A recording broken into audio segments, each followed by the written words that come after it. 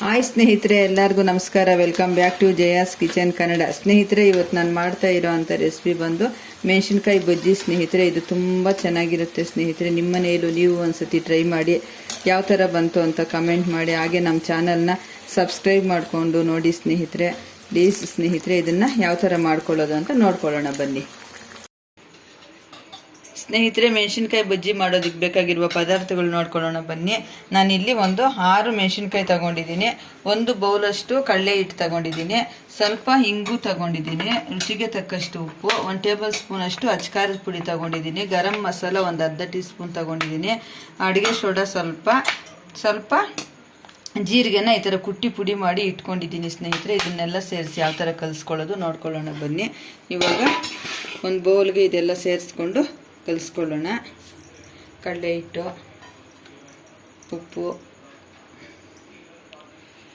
ಇಂಗು, ಅಚ್ಕಾರದ ಪುಡಿ, ಗರಂ ಮಸಾಲ, ಒಂಚೂರು ಅಡುಗೆ ಸೋಡಾ, ಸ್ವಲ್ಪ ಜೀರಿಗೆ ಪುಡಿ, ಇದನ್ನೆಲ್ಲ ಸೇರಿಸಿ ಫಸ್ಟ್ ಈ ಥರ ನಾವು ಮಿಕ್ಸ್ ಮಾಡ್ಕೊಂಡ್ಬಿಡ್ಬೇಕು. ಈ ಥರ ಮಿಕ್ಸ್ ಮಾಡಿಕೊಂಡು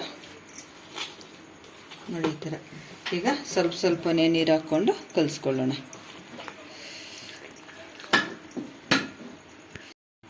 ನೋಡಿ, ಈ ಥರ ಕಲಿಸ್ಕೊಬೇಕು.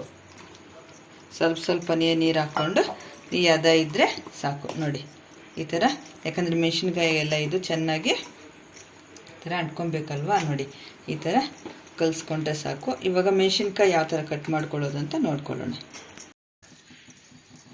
ನೋಡಿ, ಈ ಥರ ತೊಟ್ಟಿ ಥರ ಕಟ್ ಮಾಡ್ಕೊಬೇಕು.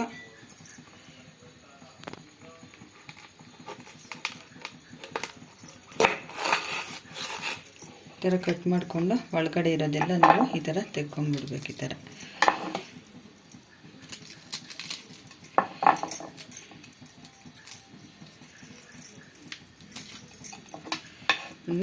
ಒಂದು ಮೆಣಸಿನ್ಕಾಯಿನ 4 ಪೀಸ್ ಮಾಡ್ಕೊಳ್ಳೋಣ.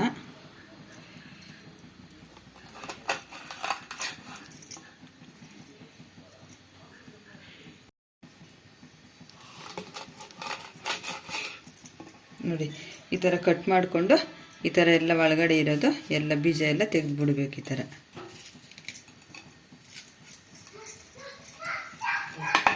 ಥರ ತೆಗೆದುಕೊಂಡು ಎಲ್ಲ ಒಂದು ಪ್ಲೇಟ್ಗೆ ಇಟ್ಕೊಳ್ಳೋಣ.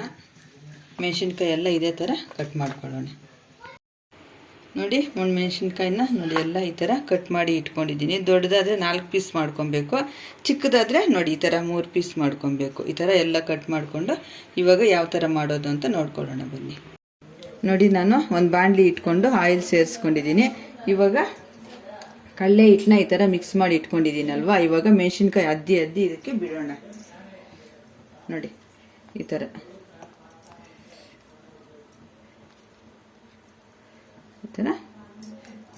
ಬಿಡೋಣ. ಎಲ್ಲ ಮೆಣಸಿನ್ಕಾಯಿನೂ ಅದೇ ಥರ ಹಾಕ್ಕೊಬೇಕು. ಈ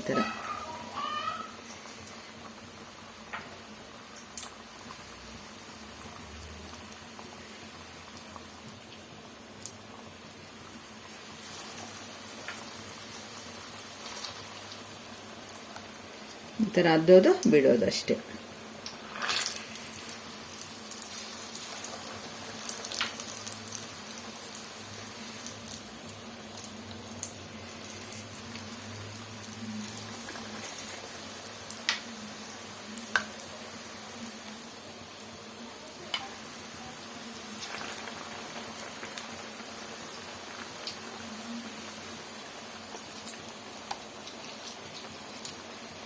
ಈ ಥರ ಇಷ್ಟು ಮಾತ್ರ, ತೆಳುವು ಇರಬಾರ್ದು, ಗಟ್ಟಿ ಇರಬಾರ್ದು. ಈ ಥರ ಇರಬೇಕು ಸ್ನೇಹಿತರೆ.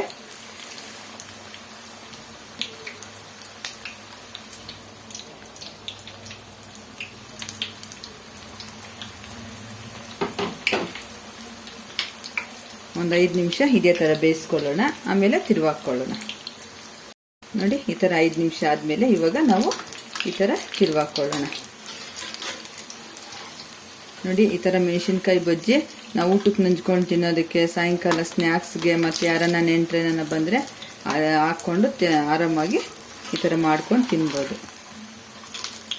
ಈ ಥರ ಒಂದು 5 ನಿಮಿಷ ಆದಮೇಲೆ ತಿರುಗಿ ಹಾಕಿದ್ರೆ ಈ ಥರ ನೀಟಾಗಿ ಚೆನ್ನಾಗಿ ಬರುತ್ತೆ.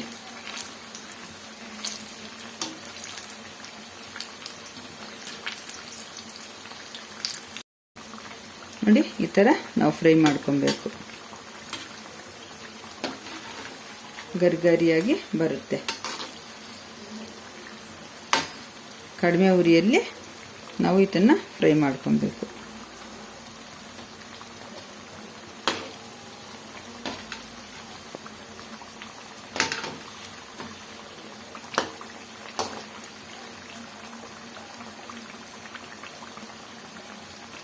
ಇವಾಗ ಈ ಮೆಣಸಿನ್ಕಾಯಿ ಬಜ್ಜಿ ರೆಡಿ ಆಯಿತು. ಇನ್ನು ಇದನ್ನು ಒಂದು ಪ್ಲೇಟ್ಗೆ ಟ್ರಾನ್ಸ್ಫರ್ ಮಾಡ್ಕೊಳ್ಳೋಣ.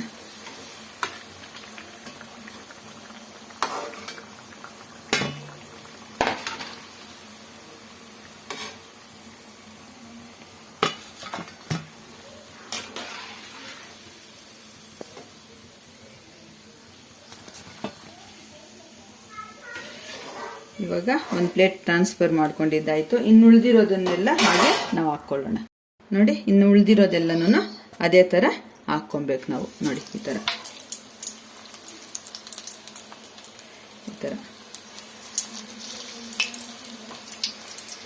ಇದು ತುಂಬ ಅಂದರೆ ತುಂಬ ಸುಲಭ ಸ್ನೇಹಿತರೆ. ಒಂದು 5 ನಿಮಿಷಕ್ಕೆಲ್ಲ ರೆಡಿ ಮಾಡ್ಕೊಂಡ್ಬಿಡ್ಬೋದು. ಈ ಬಜ್ಜಿನ ನೀವು ಮಾಡ್ಕೊಳ್ಳಿ. ಸಾಯಂಕಾಲ ಟೈಮು ಸ್ನ್ಯಾಕ್ಸ್ಗೆ ತುಂಬ ಚೆನ್ನಾಗಿರುತ್ತೆ. ಟೀ ಜೊತೆ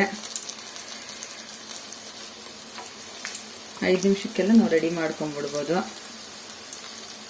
ಇಷ್ಟೇ ಸ್ನೇಹಿತರೆ, ಬಜ್ಜಿ ಮಾಡ್ಕೊಳ್ಳೋದು ತುಂಬ ಅಂದರೆ ತುಂಬ ಈಸಿ.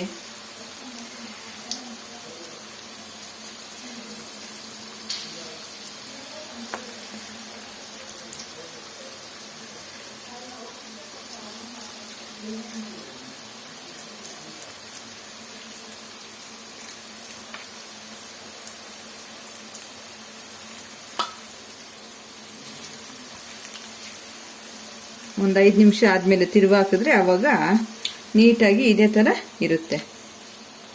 ನೋಡಿ ಈ ಥರ.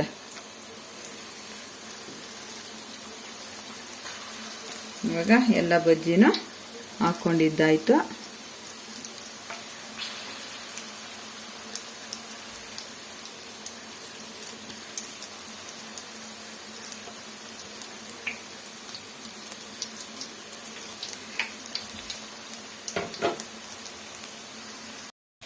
ಸ್ನೇಹಿತರೆ, ಬಿಸಿ ಬಿಸಿ ಮೆಣಸಿನ್ಕಾಯಿ ಬಜ್ಜಿ ರೆಡಿಯಾಗಿದೆ. ಈ ವಿಡಿಯೋ ಇಷ್ಟವಾದಲ್ಲಿ ಲೈಕ್ ಮಾಡಿ, ಶೇರ್ ಮಾಡಿ, ಕಮೆಂಟ್ ಮಾಡಿ. ಹಾಗೆ ನಮ್ಮ ಚಾನಲ್ನ ಸಬ್ಸ್ಕ್ರೈಬ್ ಮಾಡಿಕೊಂಡು ಸ್ಕಿಪ್ ಮಾಡಿದಿರೋ ವಿಡಿಯೋ ನೋಡಿ ಸ್ನೇಹಿತರೆ. ಧನ್ಯವಾದಗಳು.